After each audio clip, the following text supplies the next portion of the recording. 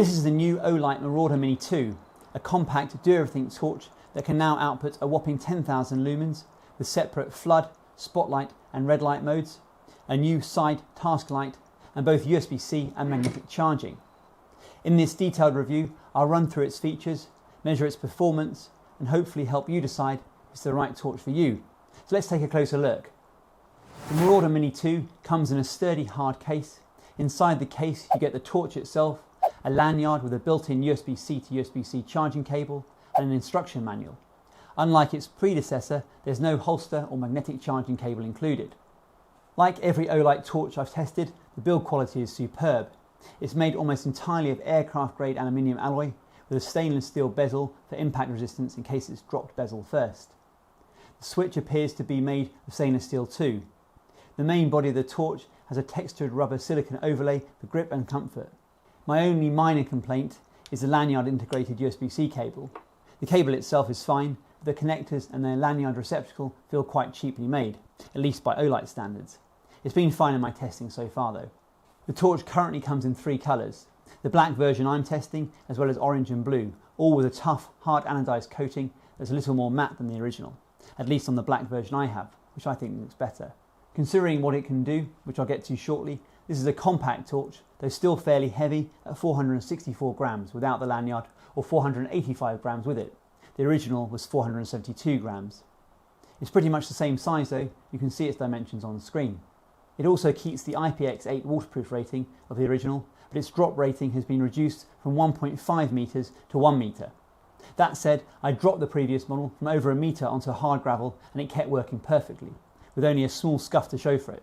So I'd still expect this one to handle a similar fall just as well, despite the lower official rating. It's very comfortable to hold, a little extra length would fit my hand better, but I prefer it compact, so I'm happy with the trade-off. I am surprised Olight doesn't supply the torch with a holster. I can just about fit the torch into a large jacket pocket, but a holster with a belt clip would be more practical and would give some protection in a backpack. If you can get hold of the holster that came with the original Marauder Mini, it fits perfectly in that. I will try and design a 3D printed holster if someone doesn't beat me to it. The Marauder Mini 2 uses a user replaceable proprietary 32650 battery. It's not a common battery size, but spares are available directly from Olight. It's the same battery as the original model, but the capacity has increased from 6,500 mAh to 7,500 mAh. The old battery still works in this torch, you'll just get slightly shorter run times. When you first receive the torch, you'll need to remove the protective insulating strip from the battery. One of the most useful upgrades over the original is USB-C charging, something Olight is starting to add to more and more of their torches. Around the base of the torch is a sliding cover that reveals the USB-C port. The port is recessed and there's not much room in there. Some chunkier USB-C cables won't fit. The cover stops much getting in, but the torch is waterproof even with the port open. Olight states the torch will take 3.5 hours to charge at 5 volts 2.5 amps.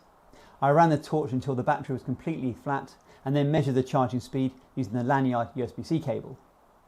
It peaked at around 5 volts 2.8 amps or just over 14 watts and took 2 hours 9 minutes to get to 80% charge and 2 hours 53 minutes for a full charge. So a little better than expected, but relatively conservative charging speeds. 4 green LEDs on the right of the switch show the battery level. I am pleased to see the torch does still also support Olight's magnetic charging. No cable is included, but if you own other Olight torches, you'll probably already have one, and they're easy to buy separately. It's still one of the most convenient ways to keep it topped up. You only need to place the torch close and the charging cable snaps into place. Charging speed is slower though, I measured under 10 watts. The charging base is only slightly magnetic on this model, and even if it were stronger, the torch is too heavy for magnetic mounting, unlike Olight's smaller models. The light has 3 light sources selectable with a new tactile lever switch below the power button. The switch makes the torch far easier to use rather than having to remember complex button presses. From left to right there's a new side light, the main white light and a red light. Below the lever switch is the mode selection switch with 3 positions: floodlight, combined spotlight and floodlight, and spotlight.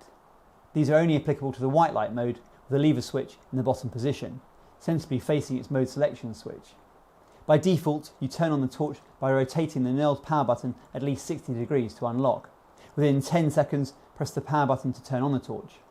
If you leave it much longer, it'll automatically lock again. This method of unlocking the torch wasn't loved by everyone in the original model, and Olight have listened to user feedback and introduced an alternative way to unlock the new version with a press and hold. With the torch charging via USB-C or magnetically, slide the mode switch to spotlight mode, turn on the torch, and then press the power button 15 times. The light will blink once for rotate unlock and twice for press and hold unlock. With the torch unlocked, turn it on and rotate the dial all the way anti-clockwise to the 50-day 1.5 lumen moonlight mode. As you rotate the dial clockwise, you move up through the 9 light levels, from level 1 at 150 lumens to 300, 600, 1200, 2500, 5000 and finally the 10,000 lumen turbo mode.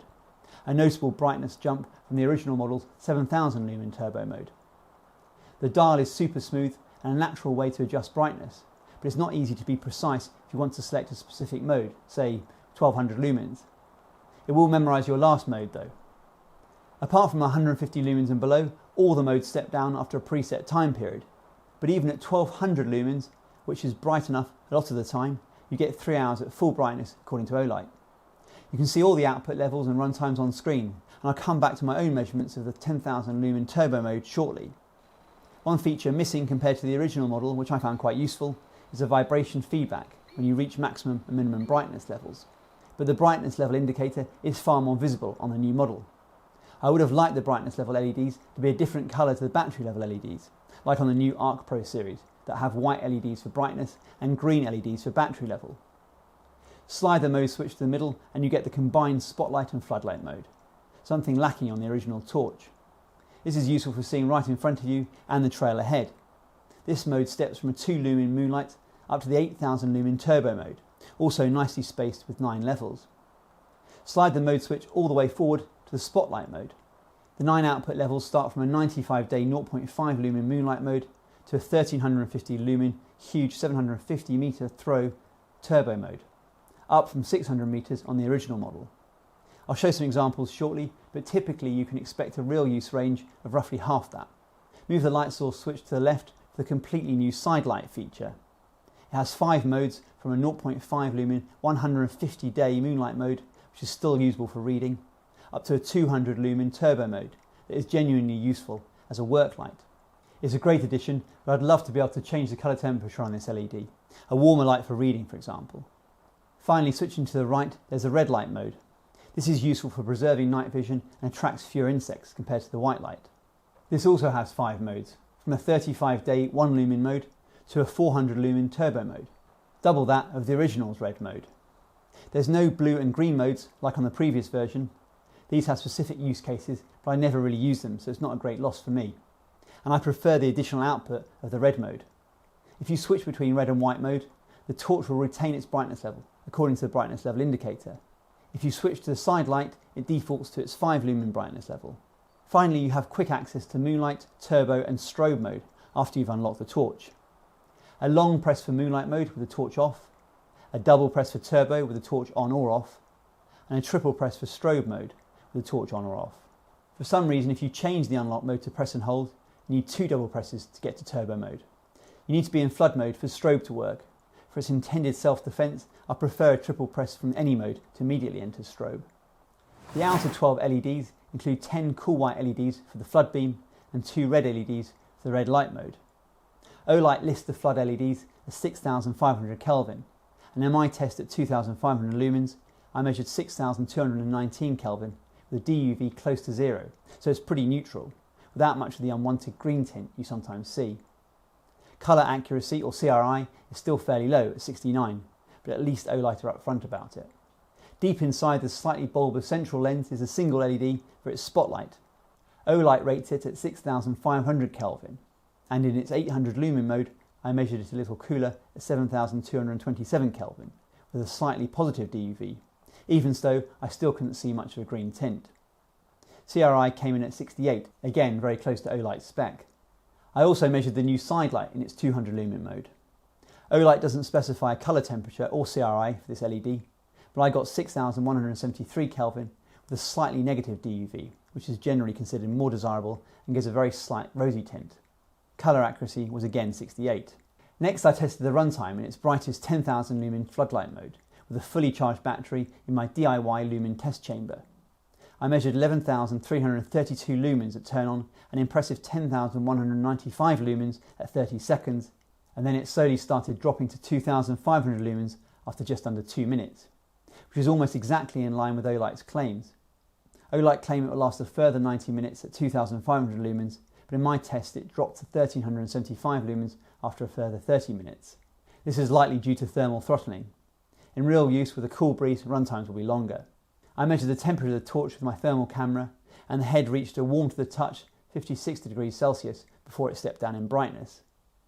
It's worth noting there is no proximity sensor on this model, and the lens and even the area a centimetre or two in front of it can get to over 100 degrees Celsius. So do be careful. I've actually burnt a hole in a down jacket before with a torch less powerful than this. Next I tested the torch outdoors and compared it with the original Marauder Mini, the budget-friendly 12,000 lumen Sofern IF30 and the 12,000 lumen Woburn X1. The Sofern has similar output and features, and it also uses a replaceable 32650 battery. The Woburn X1 doesn't offer a spotlight and has an integrated battery, but it's the only torch here under 400 grams and has a flatter, slightly more compact design. In its brightest flood mode, the Marauder Mini 2 produces an impressively wide, smooth beam with soft edges. Olight doesn't provide a candela figure for this mode, but I measured 13,800 candela, which translates to around 235 metres of throw. It's so bright in turbo that you still get plenty of range even without switching to the spotlight. It might be hard to tell the difference between the new and old Marauder Mini at a glance. The extra brightness is noticeable. That said, all four torches here have far more output than most people will ever realistically need. In spotlight mode, both Marauder Minis produce a tighter beam than the Sofern IF30. With its narrower beam, the new Marauder Mini 2 reaches further than the 12,000 lumen IF30. Olight specifies as 140,000 candela and 750 metres of throw, up from 600 metres on the original. And my measurement was almost exactly that. In comparison, the IF30 lists 685 metres, I measured 641 metres. On both the IF30 and the new Marauder Mini 2, you can switch on the combined beam mode, so having a tighter, longer range spotlight on the Mini 2 isn't a drawback. You can always add flood when you want more spill. I also did a quick comparison of the Marauder Mini 2 in spotlight mode against Olight's Javelot Turbo 2, which has a claimed 1500 metre range. It's hard to capture on camera, but you should be able to see how much brighter the telegraph pole is at around 100 metres away with the Javelot. That said, the Javelot is a very specialised long-range searchlight. It doesn't have the versatility, flood options or everyday practicality of the Marauder Mini 2. Olight had taken a very popular and capable torch and improved it in almost every way. There's more brightness, more range, longer run times, USB-C charging and the new side light. There's not much more they could have added.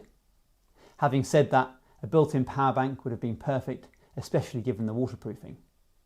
And although my output measurements were in line with Olight's claims, the turbo run times were a little shorter in my testing. As I mentioned earlier, real-world use with some airflow should bring those closer to spec. It's also a shame that no holster is included or available at launch. I like the hard case and it's useful for keeping in your car, for instance, but I can't see myself using it day to day. Whether it's right for you really depends on what you need. If you've got a specific use for a powerful flood or long-range spot, it handles both extremely well. And if you don't have a particular requirement, it still works as a very capable, does everything torch. One light that covers most situations without needing multiple torches. This isn't an inexpensive torch, even discounted, but if you're happy with the size, weight and price, the Marauder Mini 2 is a very capable and versatile high output torch, and one of the most impressive torches I've tested to date. If you found this review helpful, please give the video a thumbs up, it really helps the channel. I read every comment and do my best to respond, so if you've got any questions, feedback or your own experiences with this torch, let me know down below. If you'd like to support the channel, you'll find affiliate links down in the description. And if you haven't already, please consider subscribing and tapping the bell. I release new tech videos every week. Thanks very much for watching and I'll see you in the next one.